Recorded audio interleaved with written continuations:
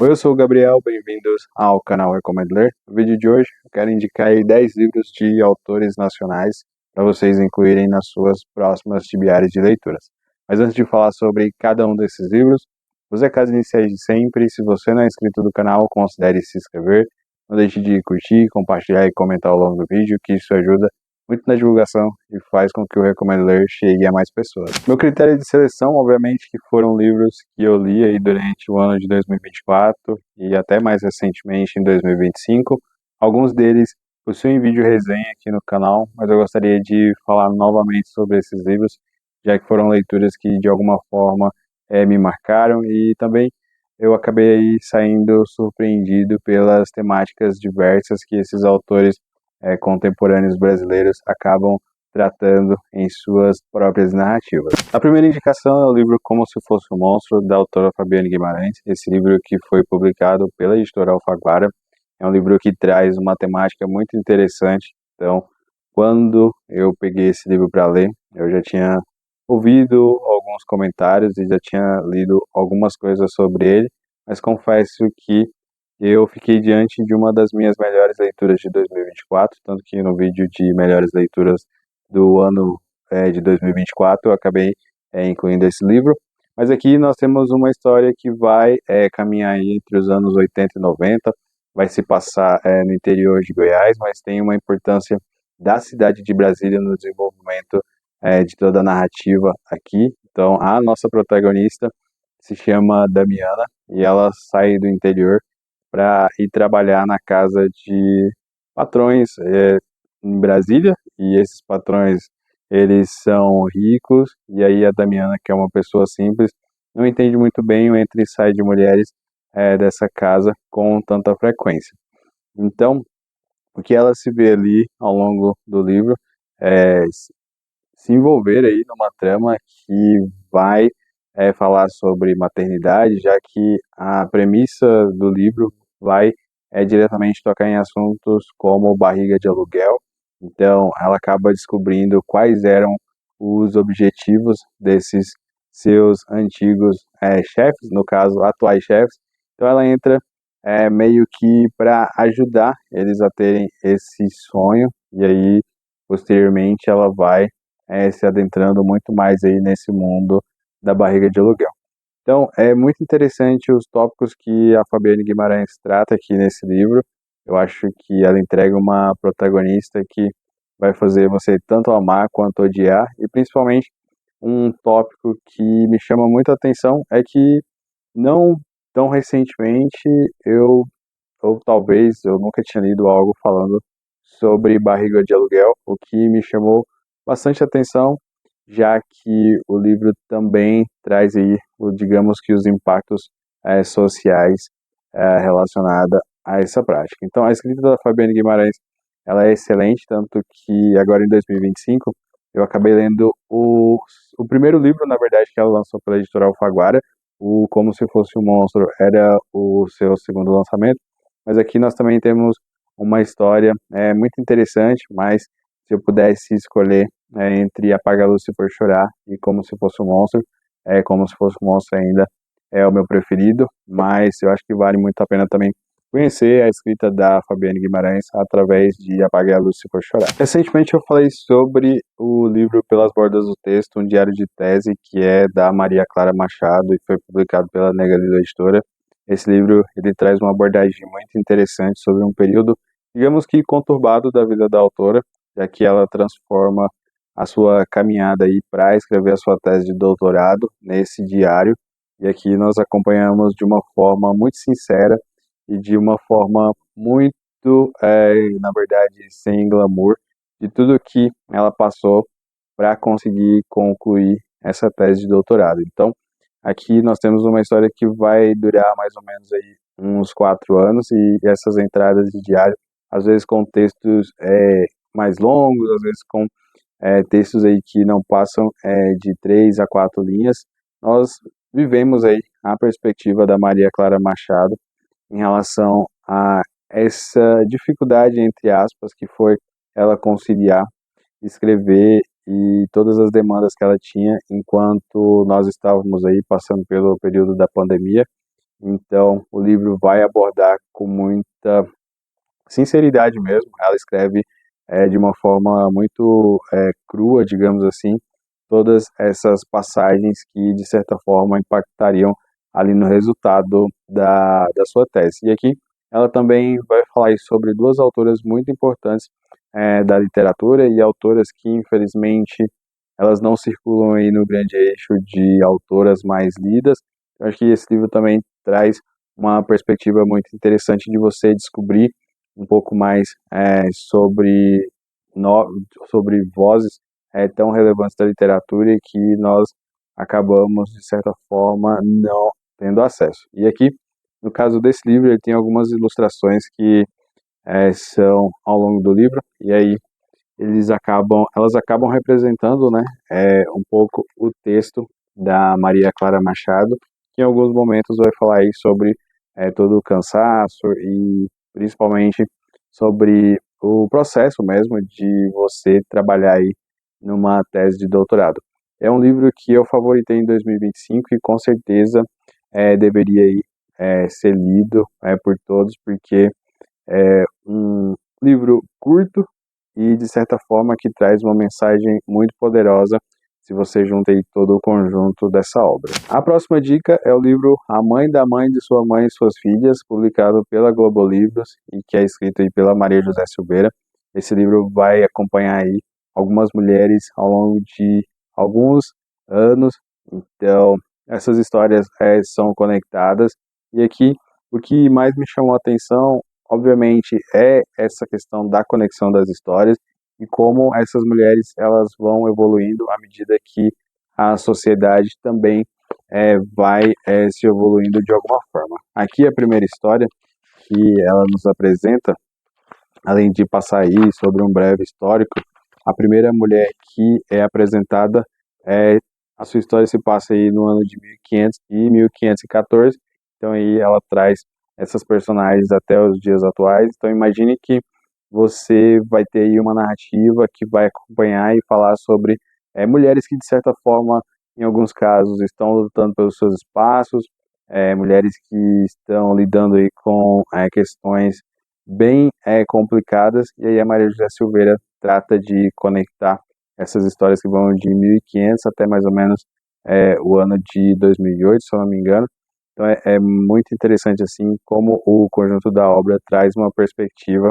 sobre a evolução e sobre o espaço que todas as mulheres passaram a ocupar nas mais diversas épocas, principalmente aqui na sociedade brasileira, que é onde o livro de fato se desenvolve. Meu primeiro contato com uma obra escrita pela Mariana Salomão Carrara foi com Não Fosse as Sílabas do Sábado, que foi publicado pela editora Todavia. Aqui, esse primeiro contato não poderia ter sido mais promissor, já que foi uma indicação de pessoas que eu confio bastante no gosto de leitura, então o livro também acabou me entregando grandes surpresas. Eu fiquei um pouco preocupado ao longo dessa leitura, porque aqui nós temos uma trama que tem tudo para cair dentro dos clichês, das coincidências de certos livros. Mas eu acho que a Mariana Salomão Carrara ela consegue se destacar muito bem, trazendo uma perspectiva muito particular das suas personagens. Aqui nós temos duas mulheres que teriam aí as suas vidas conectadas a partir do momento que ambas perdem os seus respectivos maridos. E até mesmo essa conexão que vai ligar essas duas personagens é, acontece ali por uma certa coincidência, já que a perda de dos maridos vai estar conectada com essa segunda perda. Então o livro vai trabalhar aí essa relação que vai ser construída por meio do luto e como essas mulheres aí precisarão e vão lidar com a ausência dos seus maridos a partir de então. O livro ele é aquele tipo de história que você senta e lê assim muito rapidamente. A escrita da Mariana, ela é muito cativante e você não consegue de certa forma abandonar o livro. Então, ela faz dessas personagens e digamos que cada uma ali com as suas personalidades construir uma trama, aquilo que eu falei no início, que poderia cair numa temática clichê, mas ela consegue transformar isso numa grande história de, digamos que, de superação, mas que é um livro que trata sobre luta, e eu acho que isso é muito importante de saber antes de embarcar nessa história que vale super a pena acompanhar. Foi um péssimo dia da Natália Borges Polécio, publicado pela editora Dublinense, vai muito aí distante desse livro, não foi nada péssimo ler esse livro durante um dia, mas desculpa o trocadilho, mas é um livro que me surpreendeu muito, é, justamente em como a Natália desenvolve aí a temática, que nós temos uma história que vai caminhar aí por entre os anos 80 e 90, aquele período que, digamos, que você podia sair com os seus amigos, sem grandes problemas, ainda que existiam-se os perigos daquela época, mas aqui nós somos apresentados a uma protagonista que, primeiramente, vai estar aí se autodescobrindo, mas ela vai estar passando por coisas aí na sua casa que envolve um irmão que, de certa forma, não é lá um dos melhores, então dá ali os seus problemas e vai precisar lidar aí com a perspectiva de divórcio dos seus pais e tem toda uma questão de descobrimento, de sexualidade, mas o livro traz questões de debates mesmo muito interessantes, então é um livro de menos de 100 páginas que você pode ler muito rapidamente e se apegar aí com personagens e temáticas que vou muito além aí do simples desenvolvimento de uma trama familiar, onde os pais estão se divorciando e você acaba tendo um irmão ali que, vamos dizer assim, é um pouco chato ou muitas das vezes está afastado. Mas aqui em Foi um Péssimo Dia, eu acabei me esbarrando com questões aí que, digamos, foram comuns aí para mim durante a minha adolescência. O livro vai falar também muito sobre esse processo de você estar crescendo, na verdade, né? Você está passando aí por todas as questões das fases da vida, mas eu acho que aqui a questão da adolescência é o que mais pega. Você está entrando aí saindo da adolescência para a fase, digamos, jovem adulta, onde você está se descobrindo, onde você acaba experimentando várias coisas. Então, é uma perspectiva muito interessante. A escrita da Natália me surpreendeu bastante. Já ouvi muito elogio em relação à autora e, de fato, acabei confirmando aqui com a leitura de Foi um Péssimo Dia, que foi a minha única leitura dela até o momento e, com certeza, eu quero conhecer outras obras que ela tem escrito. Verde Novo Mar é um livro de contos escrito pelo Renan Alves. Esse livro que foi publicado pela Mondra Editora. Aqui nós temos uma perspectiva muito interessante para diversas narrativas, mas que tem como tema principal aí a redenção desses personagens. Então, é, em todos os contos você vai acompanhar essa palavrinha que eu costumo definir aqui para esse livro, que é esses personagens sendo colocados, na maioria das vezes, a um certo tipo de exaustão, mas que eles vão precisar aí lidar com questões que vão aí dos mais diversos temas, justamente para mostrar aí essas suas redenções. E o que me surpreendeu aqui, geralmente, eu acho que você acaba associando essa palavra, redenção, a apenas questões positivas e pode, com certeza, esperar que você vai encontrar alguns desfechos que vão mostrar essa perspectiva que, por mais que você trilhe um caminho X, não significa que, digamos, que o resultado ali vai ser positivo. Eu acho que é justamente isso que o Renan traz aqui para cada um desses contos. E uma coisa muito interessante é que são contos que não seguem, digamos, padrões assim de tamanho. Então você encontra contos pequenos, médios e grandes, e aí você consegue, digamos que, balancear essa leitura aí ao longo de algumas semanas, e é muito interessante que você faça essa leitura aproveitando cada uma dessas histórias. Conforme eu disse, foi um dos melhores livros que eu li em 2024, então ainda não está na hora de uma releitura, mas com certeza isso deve acontecer nos próximos anos, porque eu gostei muito principalmente da escrita aqui do Renan e como esses personagens são conduzidos a desfechos que, na maioria das vezes, eu não consegui, digamos que, adivinhar o final. De onde eles vêm é um livro escrito pelo Jefferson Tenório, que eu acredito ser mais conhecido por um outro livro dele, que é O Avesso da Pele, em que ambos foram publicados pela editora Companhia das Letras. Esse foi o meu primeiro contato com uma escrita do Jefferson Tenório, que também foi para um clube de leitura, e eu acabei me deparando também com questões que, não que eu não esteja acostumado a ver outras pessoas falarem, mas não era uma temática que estava presente nas minhas leituras mensais, que ele vai trazer aí sobre, digamos, o despertar aí racial do protagonista, que é o Joaquim. Então, ele é um dos primeiros estudantes a serem incluídos na política de cotas das universidades. Então, esse livro que se passa em Porto Alegre. Então, nós vamos acompanhar aí algumas críticas bem interessantes que o livro traz sobre o sistema de cotas, aqui falando das universidades, de como quando esse processo começou lá atrás, né,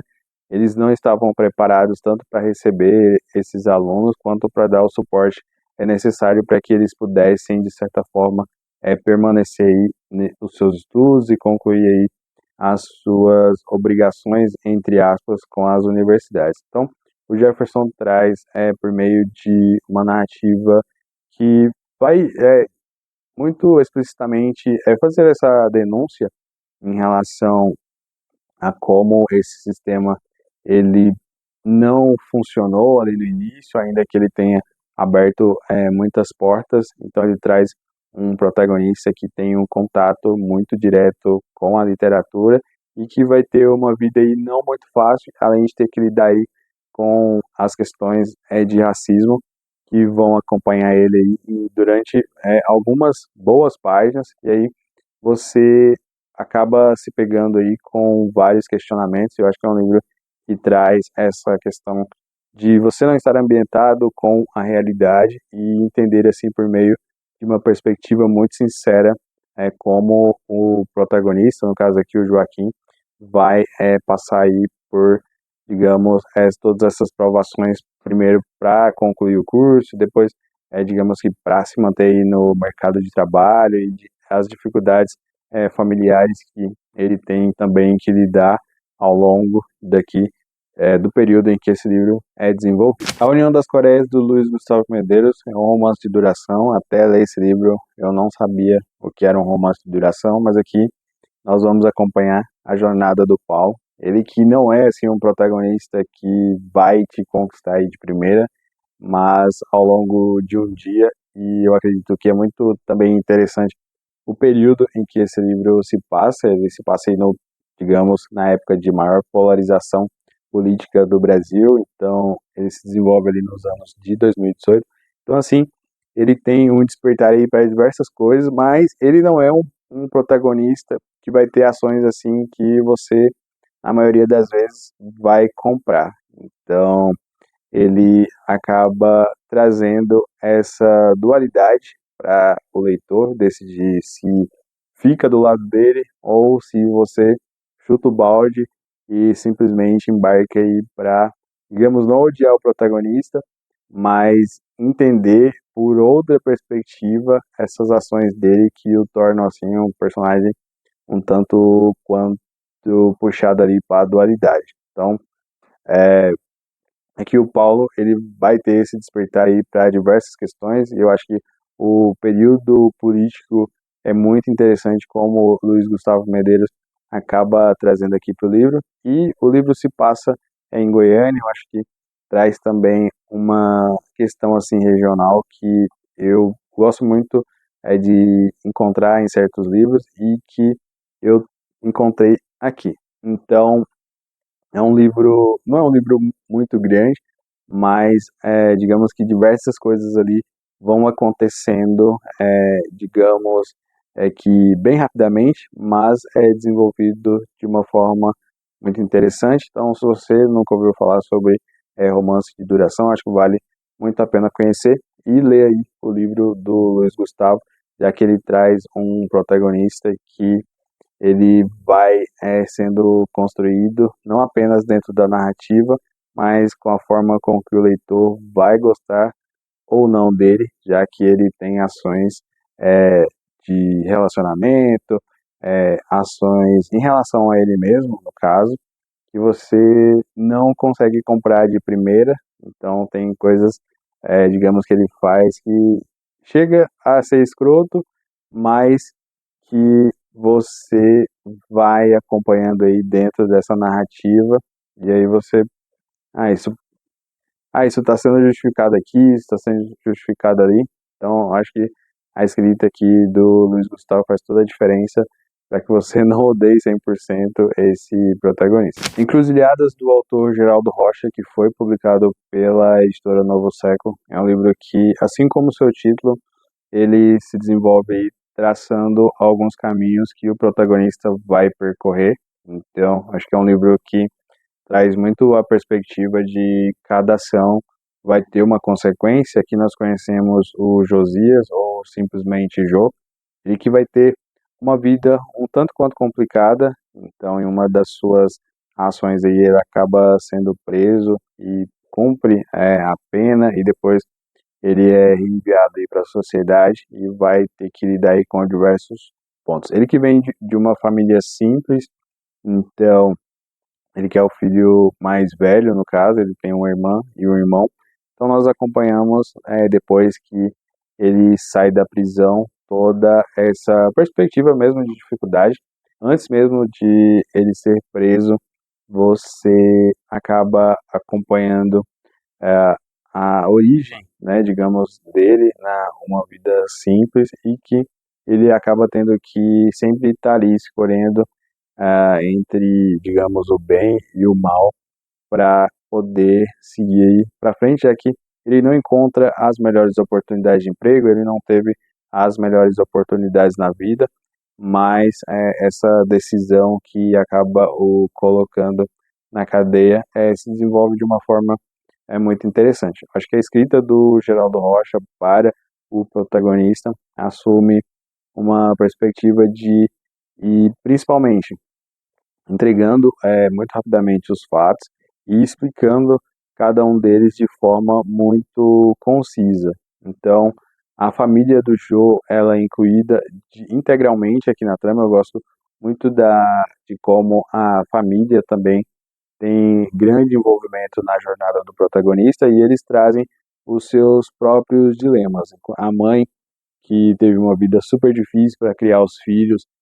tem uma segunda chance de um relacionamento e acaba tendo que lidar aí com problemas no momento em que ela estava mais feliz, e aí o Joe precisa estar ali junto com ela. Ele tem um irmão que também vai buscar aí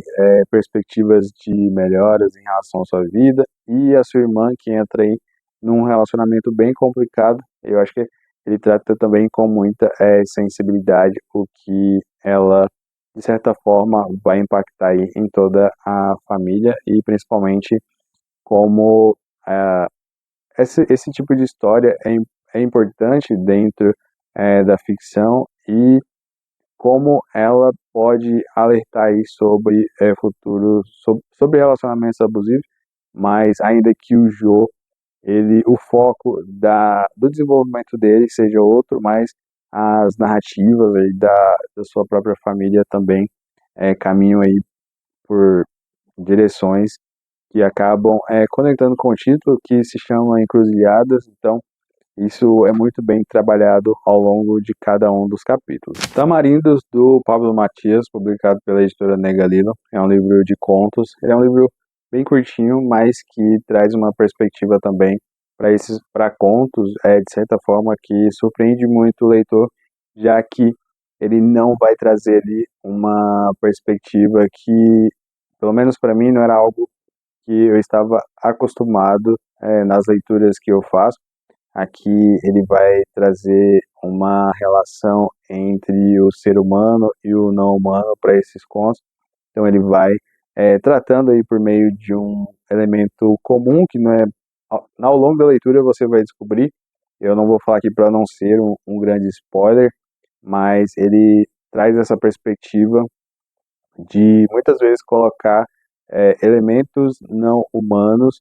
para trazer ali uma certa sensibilidade a esses personagens que estão lidando com os mais diversos fardos, tá? E aqui nós temos uma trama que se passa aí no Cerrado Brasileiro, e isso me deixou muito intrigado em como o Pablo acaba desenvolvendo isso para cada um desses contos. E, de certa forma, aqui nós temos também a perspectiva de você trazer aí a redenção em relação a esses personagens. Obviamente que nós temos um narrador aqui que ele não é muito confiável em relação a algumas coisas, algumas informações, então alguns desfechos aqui vão sendo interconectados, de certa forma, ainda que esses contos funcionem de forma independente, você consegue perceber esse elemento que funciona aí como um fio condutor para cada uma das histórias que o Pablo resolve tratar nesse livro. Acho que Tamarindos foi uma grande surpresa para mim de leituras que eu fiz agora em 2025. Então, se você procura um livro de contos que foge um pouco dessa linha muito comum de narrativas que são apresentadas, acho que aqui você tem também uma excelente opção. Bom, então é isso, essas são as minhas 11 dicas, né? Na verdade são 10, mas tem um bônus aqui, que são os dois livros da Fabiane Guimarães. Então aí foram, digamos que 11 indicações de livros nacionais, que muitas das vezes não são comentados e que vale muito a pena vocês conhecerem e darem uma oportunidade aí de incluir na sua TBR. Para finalizar o vídeo, só gostaria de reforçar os recados iniciais. Se você não é inscrito no canal, considere se inscrever, não deixe de curtir, compartilhar e comentar ao longo do vídeo. Isso ajuda muito na divulgação e faz com que o Recomendo Ler chegue a mais pessoas. Tem vídeo aqui toda quarta às 18 horas e todo domingo às 10 horas da manhã. Deixa aqui nos comentários dicas de livros de autores nacionais contemporâneos que também vão valer muito a pena aí serem incluídos nas minhas próximas leituras, que eu vou gostar muito de saber. Gostaria de agradecer primeiramente aos novos inscritos que estão chegando aqui no canal, para você que ficou aqui no vídeo até o final, muito obrigado e até o próximo vídeo.